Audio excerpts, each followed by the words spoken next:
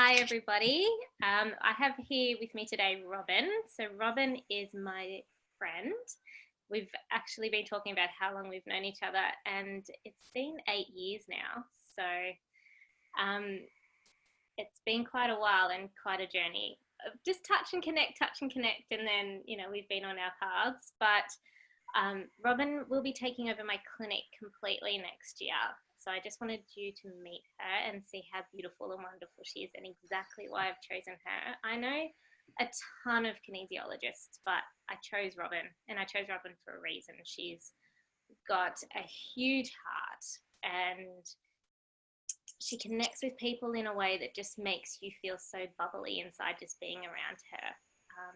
And I really wanted to just bring her into the clinic to help you through whatever you're going through. She's got 2 boys, teenagers now. I met Luke when he was a kid. And so she's been through most of everything. And she's brilliant with kids, teenagers. She teaches at the college that we both studied at. So she's a whiz with information as well. And yeah, so I trust her, and I just wanted you to meet her as well. So hi, Robyn. Thank you. Thanks, Emma. What a wonderful, beautiful introduction. I have very, very big shoes to fill, but I'm very honoured to be stepping into your space. So thank you. So you're actually from Ryde, is that right? Yes, I live in Ryde. Have done for about 15, 16 years now. Or even longer. But travelling up to Mona Vale is 2 days of the week that I love it. I love driving up there. It's a very easy drive. It's only 30 minutes just straight up one road, so it's easy to get to, and I love it. As soon as you come down over that Bar High temple there and drive down into Mona Vale, it's almost just like So many people say that. Yeah, it's amazing. You're very fortunate, all you people, to live up that way. Well, we're fortunate to have you now too. So tell us a bit about the way that you work. So we all, as kinesiologists, Sure. have our different ways of working. Yeah. How do you work? Yeah, and look, it's really evolved actually to what it is now, to how I work. Because I approach different age groups slightly differently. If I'm working with young children and behaviours and the kids that are having issues at school, it's pretty straight that we're working with looking at making sure their reflexes are integrated and that their nervous system is actually able to process things properly. So not really treating behaviours, very specifically treating the child and the nervous system quite specifically, and look at to have the kids come back and their teachers are really proud of them for the change in them. I don't believe that children are badly behaved. There's usually a reason behind it. So that's what I work to seek and to help with parents and the children for that. Teenagers, of which I've got experience, I have 2 teenage boys. With them, I'm not really, we can still definitely, the amygdalas, that, I'll explain that, again, looking at that nervous system and survival type stuff with them, because as some of you might know, that front sort of reasoning brain with them still really is developing right through into their early 20s. So again, it's helping them feel really a lot of self-acceptance work with teenagers, and helping parents to understand that it's such a time, really, our role becomes one of needing to hold them but let them go, and let them go and make some mistakes, but just to let them know that they're totally accepted by you, by the parents. So I work quite differently with teenagers. Don't really do much about beliefs or any of that with them at that age. They really just want to, because they just want to be the same as their peers, really, don't they? Oh, yeah. So And, you know, what you were saying with how you work with the parents as well, you know, I don't know if you ever actually really separate the two, particularly when you work with teenagers. Yeah, But, you know, that's another reason why I felt so comfortable with you, is because we do have that similar approach with kids and with teenagers, and seeing it yeah, as a working as a whole with a family, and not just that's right.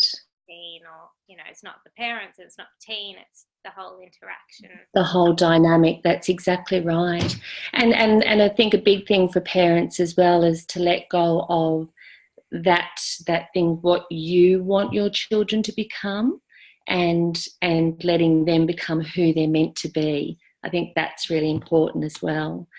And So you've gone through that with your two as well, whereas I haven't done that yet with mine. yeah, absolutely. My niece has just had a first baby, I said, and who's not sleeping very well, and I said, I'll happily give you my 2 teenagers and I'll take your 2-month-old. I jest, I wouldn't give them away for anything. So, and look, just to finish that off with adults, and you know, yeah, with adults, really I'm working, and this is how I love to work with adults, is really around the different motivations for behaviour, and how we develop, you know, seek and avoid type behaviours in order to feel a certain way.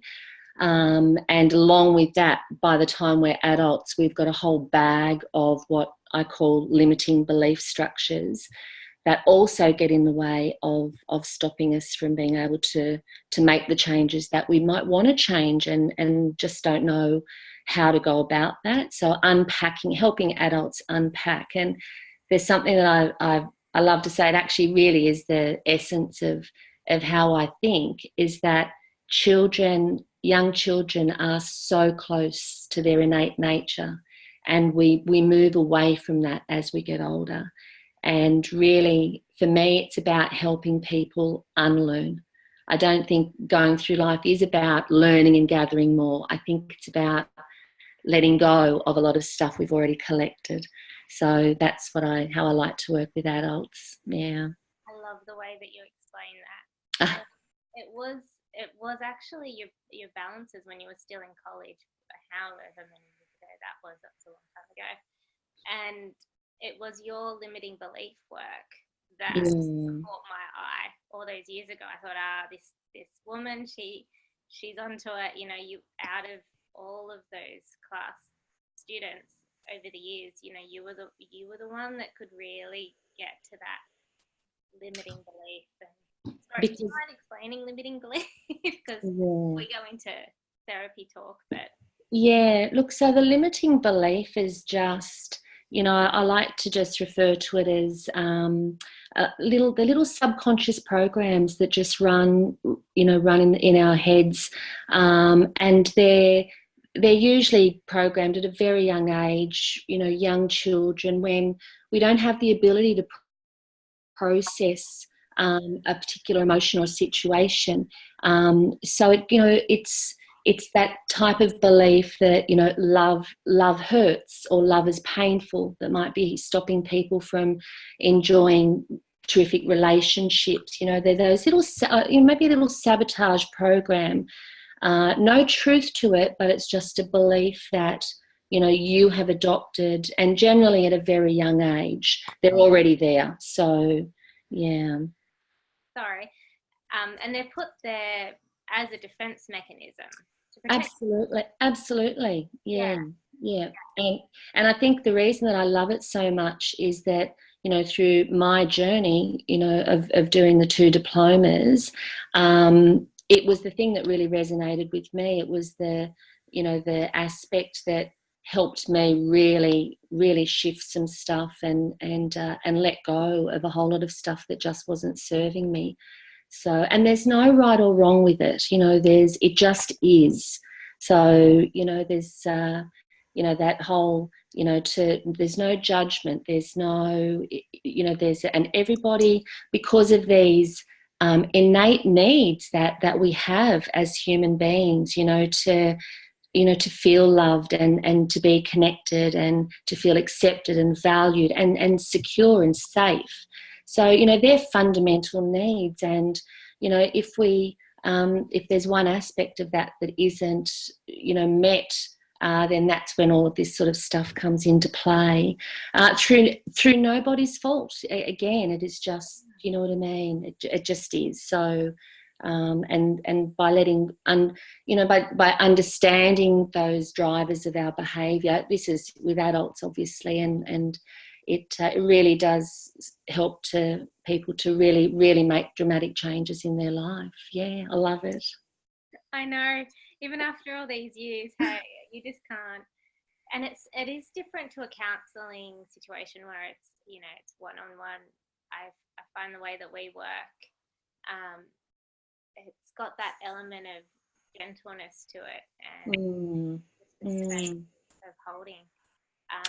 How would you describe it as far as how it differs to counselling? Oh, because counselling has you thinking all the time. Counselling makes you, gets you up in your head. And, we do a mix of both, but, the body work with the counselling for beliefs or whatever, those two together are very potent because we can help, get our clients to move back down into this feeling centre, which really is down here in this heart space. The whole point of, there is more information, sensory information sent from this this area of our body to the brain than information sent in the reverse direction. So, our thoughts are secondary to the feelings that we have inside. We have the thought will create the feeling, and then the feeling creates the emotion, and then that then goes back to the brain, and we have all of these behaviours. You know what I mean? So passionate,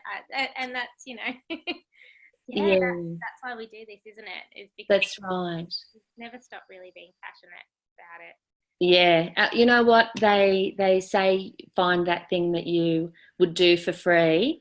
And this is certainly it for me. I'm just blessed to actually be able to do it as a job now. Yeah. Thank you. I think that's a really good place to end, actually. Yeah, thanks, Sam. No, thank you. So there she is. There's Robyn. I know you'll love her just as much as I do. And all of her booking is still through my website for now. And so that's where you'll find her. That's where you'll be able to book in through her. And there she is. I look forward to meeting you.